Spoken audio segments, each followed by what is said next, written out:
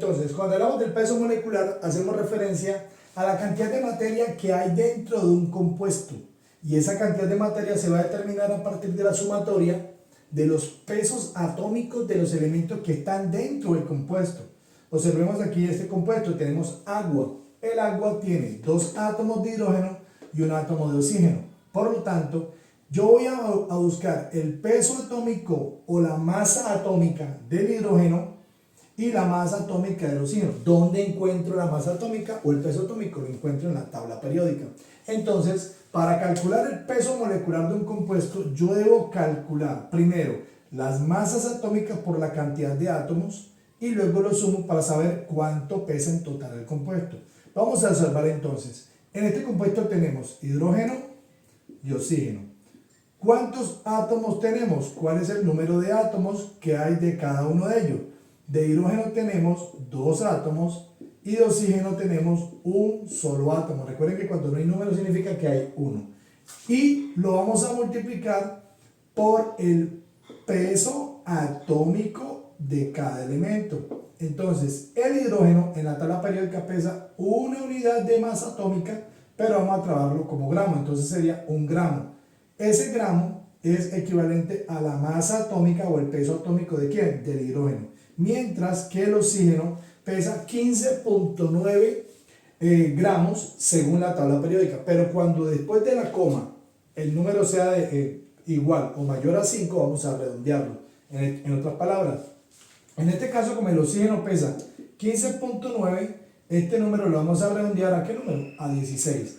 Si después de la coma el número fuera menor a 5, por ejemplo, en este caso no lo redondeamos, sino que quedaría ¿en cuánto? En 15. ¿Listo? Aquí redondeamos, acá no redondeamos, ¿cierto?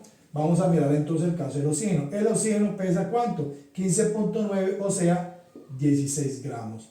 Luego, ¿qué vamos a hacer? Vamos a multiplicar. Significa que hacemos 2 por 1, 2 gramos, y 1 por 16, 16 gramos.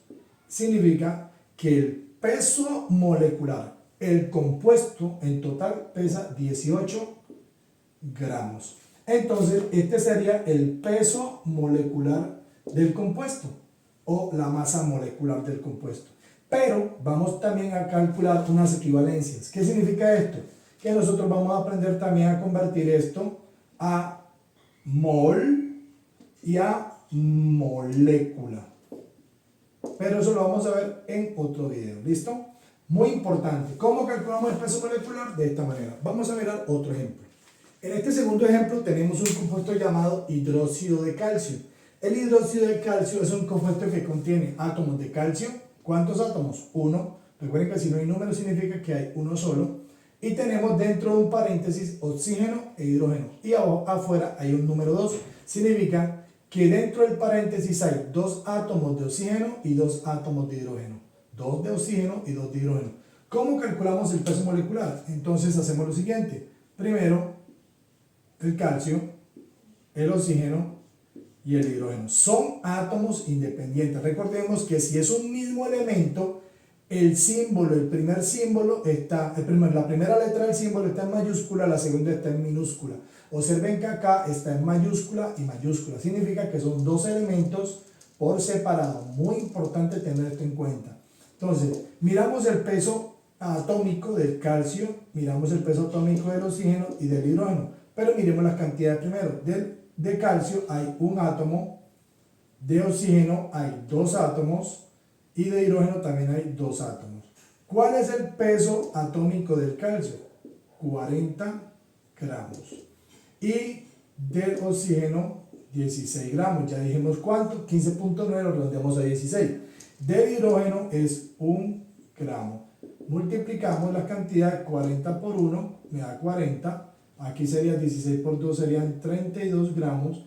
Y 2 por 1, 2 gramos. Sumamos la cantidad total y eso nos da 40 más 32, serían 72 más 2, 74 gramos. Este sería el peso molecular del compuesto. Y este peso molecular también lo podemos convertir a mol y también lo podemos convertir a molécula, porque tienen equivalencia. Ahorita vamos a ver en otro video cómo se hace esto. Peso molecular del compuesto, ya lo tenemos fácil, espero que lo hayan entendido, hay que seguir practicando y bendiciones.